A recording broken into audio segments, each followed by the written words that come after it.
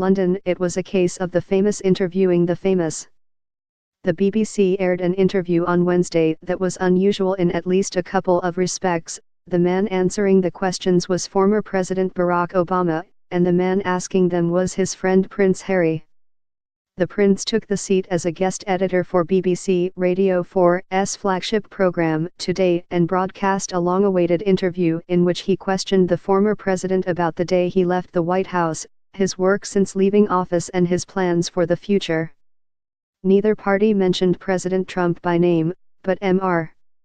Obama's successor was never far from the conversation. The two men discussed the risks of using social media and the corrosion of civil discourse. The interview was recorded in Toronto in September, when Prince Harry and Mr. Obama met during the Invictus Games, a sporting competition for injured military members and veterans. The highlights of the interview. Since leaving office in January, Mr. Obama has more time on his hands. He gets to wake up later, spend more time with his family and take control of his day, something he says he couldn't do as president. But the things that are important to him have not changed. Now that he no longer has the authority that came with being president, Mr. Obama said he relies on persuasion rather than legislation. A lot of the things that still motivate me and move me continue to this day, he added. While neither man mentioned Mr.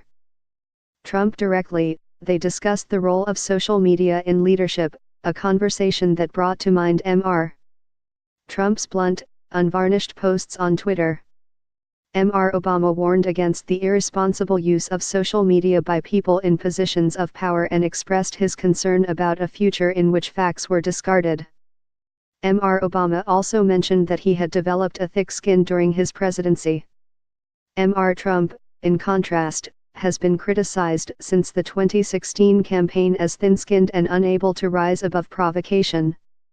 During the presidential inauguration on January 20, many people including Prince Harry wondered what Mr.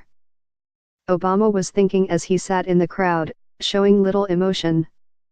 The first thing that went through my mind was sitting across from Michelle, how thankful I was that she had been my partner through that whole process, he said in a reflective tone. Looking back, he said he felt a sense of completion as he handed over power to Mr. Trump. There was a satisfying feeling that was mixed with all the work that was still undone, he said, adding that he had concerns about how the country moved forward. But overall, there was serenity there, he said. Mr. Obama and Prince Harry have a range of shared interests, and since meeting in London last year, they have been discussing ways in which they can work together to provide a platform to empower young people. How do we make it a reality? Prince Harry asked in the interview. Mr. Obama used his 2008 presidential campaign as an example. The campaign was fueled by a grassroots approach that was brought together by new technologies of the time, Mr. Obama added.